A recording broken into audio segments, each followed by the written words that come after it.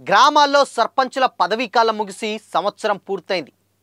గ్రామాల్లో ప్రత్యేక అధికారుల పాలన ఇంకా కొనసాగుతూనే ఉంది. అయితే గ్రామాల్లో సర్పంచుల ఎన్నికలు ఎప్పుడెప్పుడా వస్తాయా అని గ్రామ ప్రజల్లో ఉన్నట్టు వాళ్ళందరూ కూడా చాలా ఆసక్తిగా ఎదురుచూస్తున్నారు.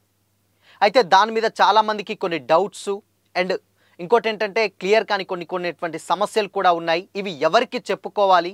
ప్రత్యేక అధికారుల పాలన అయితే సాగుతుంది, బట్ ఎన్నికలు వస్తాయి, మా బాధలు ఎవరికి చెప్పుకోవాలని కూడా కొన్ని గ్రామాలలో ప్రజలైతే ఆందోళన చెందుతున్నారు. మరి అసలు గ్రామాల్లో సర్పంచ్ ఎన్నికలు ఈ మధ్యకాలంలో రీసెంట్గా నోటిఫికేషన్ వెలువడే ఛాన్స్ ఉన్నదని అన్నారు. అసలు ఈ నోటిఫికేషన్ వెలువడే ముందు రిజర్వేషన్స్ గురించి ఒక పెద్ద ఎత్తున చర్చ అయితే జరుగుతుంది. మరి అసలు ఈ రిజర్వేషన్స్ ఎలా ఉండనున్నాయి? సర్పంచ్ ఎన్నికలకు ఎంపీటీసీ జెడ్పీటీసీ ఎన్నికలు కూడా తోడవుతున్నాయి. అసలు వీటిని ఎప్పుడెప్పుడు కండక్ట్ చేస్తారనేది తెలుసుకుందాం.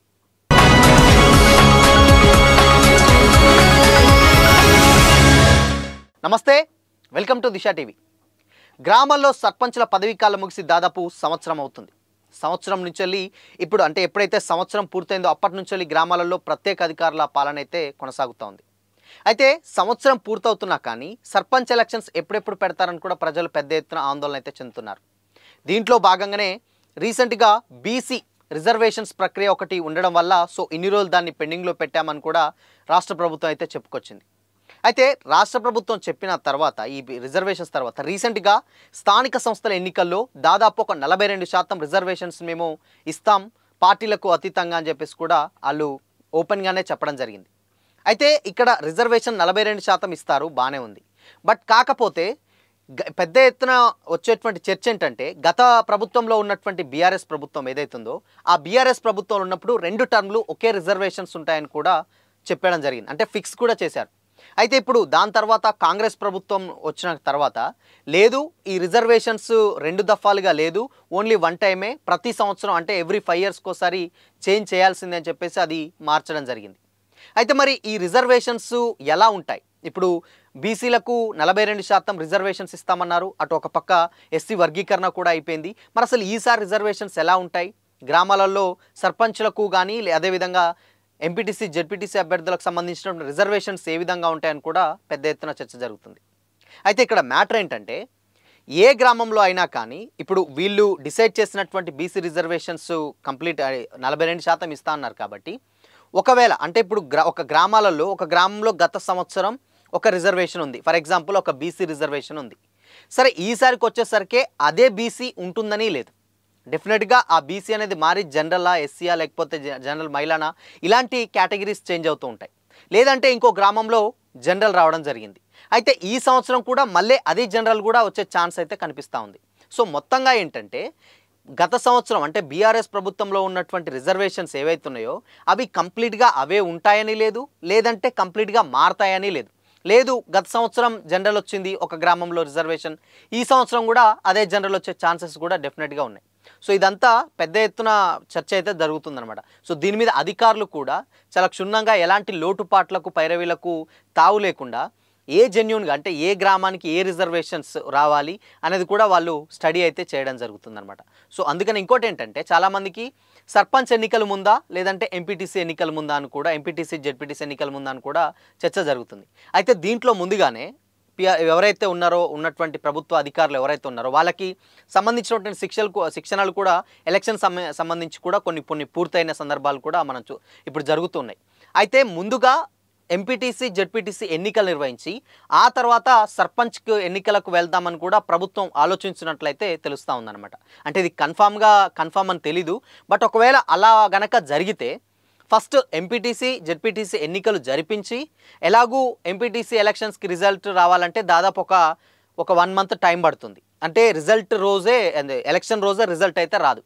అందుకని ముందుగా ఎంపీటీసీ జెడ్పీటీసీ ఎలక్షన్స్ నిర్వహించి దాని తర్వాత అంటే ఆల్రెడీ అవి ఓటింగ్ కంప్లీట్ అయిన తర్వాత మళ్ళీ నిర్వహిస్తే అప్పుడు ఈ ఆల్రెడీ 1 మంత్ టైం ఉంటుంది కాబట్టి సర్పంచ్ ఎలక్షన్స్ మాత్రం 1 డేలోనే డిసైడ్ అయిపోతుంది రిజల్ట్స్. మార్నింగ్ 7 o'clock నుంచి వెళ్ళి మధ్యాహ్నం 12:30 to 1 వరకు ఎలక్షన్ పోలింగ్ నడుస్తూ ఉంటుంది. దాని తర్వాత 1 నుంచి వెళ్ళి కౌంటింగ్ ప్రక్రియ పూర్తవుతుంది అనమాట. కాబట్టి ముందుగా సర్పంచ్ అది ఎంపీటీసీ ఎన్నికలు కనుక నిర్వహిస్తే దాని తర్వాత 1 మంత్ టైం ఉంటుంది కాబట్టి ఎమ్మటే సర్పంచ్ ఎలక్షన్స్ పెట్టి అవి డిసైడ్ చేసి దాని తర్వాత అది ఎంపీటీసీ జెడ్పీటీసీ సంబంధించినటువంటి ఎలక్షన్స్ని కూడా అవి ఏదైతే ఉన్నాయో ఆ రిజల్ట్స్ని కూడా చెప్పే ప్రయత్నం అయితే చేస్తున్నట్లయితే తెలుస్తుంది.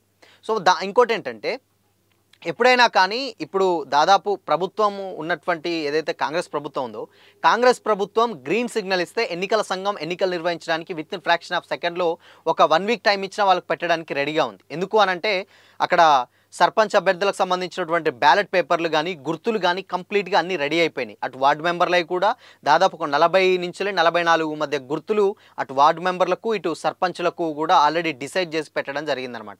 సో బ్యాలెట్ పేపర్లు కూడా కంప్లీట్గా ముద్రించి పెట్టారు. ఎప్పుడైతే రాష్ట్ర ప్రభుత్వం ఏదైతే ఉందో ఎప్పుడైతే ఎన్నికలకు నోటిఫికేషన్ వెలువడుతుందో వాళ్ళు పెట్టడానికి ఎప్పుడంటే అప్పుడు రెడీగా ఉన్నాం అని కూడా వాళ్ళు గతంలో చెప్పిన సందర్భాలు అయితే చూసాం. సో మొత్తంగా ఈ సంవత్సరం అంటే ఏంటంటే 2025 సంవత్సరానికి గాను ఫిబ్రవరి 15 నుంచి వెళ్ళి 15 లోపే ఈ స్థానిక సంస్థలకు సంబంధించినటువంటి ఒక నోటిఫికేషన్ వెలువడుతుంది. దాని తర్వాత వెంటనే ఎలక్షన్స్ వెళ్ళే ఛాన్సెస్గా ఉంటున్నాయని చెప్తా ఉన్నారు. సో మొత్తంగా 3 విడతల్లో ఈ ఎలక్షన్స్ ప్రక్రియ అయితే జరుగుతుంది. ఫస్ట్, సెకండ్, థర్డ్ 3 విడతల్లో జరుగుతుంది. అయితే ఫస్ట్ విడతకి సెకండ్ విడతకి మధ్యలో డెఫినెట్గా 1 వీక్ టు ఒక 10 డేస్ మధ్య అయితే ఈ గ్యాప్ ఉంటుందన్నమాట. అంటే మొత్తంగా ఒక నెల రోజుల వ్యవధిలోనే ఎలక్షన్ నోటిఫికేషన్ కనుక రిలీజ్ అయితే ఆ నెల రోజులోనే ఎలక్షన్స్ మొత్తం కంప్లీట్గా 3 విడతలను కూడా కంప్లీట్ చేసే అవకాశాలు అయితే చాలా మెండుగా కనిపిస్తున్నాయి. సో రిజర్వేషన్స్ విషయానికి వచ్చినట్లయితే 42% ఇస్తా అన్నారు కాబట్టి ఏ గ్రామంలో కానీ గతంలో వచ్చినటువంటి ఏదైతే రిజర్వేషన్ ఉందో అదే ఉండొచ్చు, లేదంటే అది మారొచ్చు, లేదంటే ఇన్ కేస్ వేరే ఏదైనా రావచ్చు. సో అంటే ఈ బీసీకి సంబంధించిన రిజర్వేషన్స్ పెంచుతామన్నారు కాబట్టి ఏదైనా జరగవచ్చు. సో కొంతమంది ఆశావాహులు ఇప్పటికే గ్రామాలలో నేను సైతం అంటూ కూడా ముందుకు వెళ్తున్నారు. అంటే నేనున్నాను, సో నాకు ఓటేసి గెలిపించండి, మీకు ఫ్యూచర్లో నీకు ప్రతి ఒక్కటి మీకు ఏం చేయాలన్నా కానీ చేసి పెడతాను కూడా ఉచిత హామీలు అయితే ఇస్తున్నారు. అందులో ఒకటి రీసెంట్గా జరిగినటువంటి ఒక ఇన్సిడెంట్ ఏంటంటే ఒక గ్రామంలో ఏంటంటే ఆల్రెడీ సర్పంచుల 5 ఏళ్ల పదవీ కాలం గాను ఏకగ్రీవంగా ఎన్నుకోవడానికి వేలంపాట పెట్టినట్టుగా కూడా కొన్ని చర్చలు అయితే సోషల్ మీడియాలో కొన్ని వీడియోలు అయితే వైరల్ అవుతున్నమాట. సో ఆ వేలంపాట కూడా సర్పంచ్ వేలంపాట దాదాపు 27,50,000 ఆ సర్పంచ్ వేలంపాట పోయింది. ఎలక్షన్ నోటిఫికేషన్ రాగానే వెంటనే దాన్ని ఏకగ్రీవంగా ఎన్నిక చేయగానే ఆయన డబ్బులు గ్రామ పంచాయతీ కడతామని కూడా లాంటి సోషల్ మీడియాలో కూడా వార్తలు అయితే వెలువడడం జరుగుతుంది. అయితే ఇక్కడ పాయింట్ ఏంటంటే దాన్ని బట్టి గ్రామస్తులు అడిగితే గ్రామస్తులు కూడా ఏం చెప్పారంటే దాంట్లో అలాంటిది ఏమీ లేదు, అలాంటి వాస్తవాలు అయితే లేవు. ఎందుకంటే ఆయన గ్రామానికి సంబంధించినటువంటి ఒక గుడి కడుతున్నాం, గుడికి సంబంధించినటువంటి ఒక ఫండ్ అయితే ఇవ్వడం జరిగింది తప్పితే ఆయన ఇలాంటి దాఖలాలు అయితే రాజ్యాంగాన్ని మేము విరుద్ధించి లేకపోతే ఇలాంటి వేలంపాటలు పెట్టి ఇలాంటివి అయితే మేము చేయని కూడా వాళ్ళు క్లారిటీ ఇవ్వడం జరిగింది. అండ్ కొంతమంది కూడా ఆలోచించాల్సిన విషయం ఏంటంటే ఇక్కడ ముందుగా ఇప్పుడు ఒక వ్యక్తి అక్కడ వేలంపాట పెట్టినా కానీ అక్కడ రిజర్వేషన్స్ పాయింట్ అనమాట. అక్కడ జనరలే రావచ్చు, ఎస్సీనే రావచ్చు, బీసీనే కావచ్చు, లేదంటే జనరల్ మహిళ కానీ అదర్ క్యాస్ట్ ఏదైనా కానీ మహిళ రావచ్చు, మేల్ రావచ్చు. సో కాబట్టి ఇలాంటి వాటికి ఎలాగో ఛాన్స్ ఉండదు. రిజర్వేషన్స్ వచ్చేంత వరకు కూడా ఎవరు ఏం చేయడానికి కూడా ఆస్కారం లేదు. మొత్తంగా గతంలో ఉన్నటువంటి రిజర్వేషన్స్ ఉంటేనేమో అదే వస్తుంది, లేదు అంటే చేంజ్ కూడా అవుతుందన్నమాట.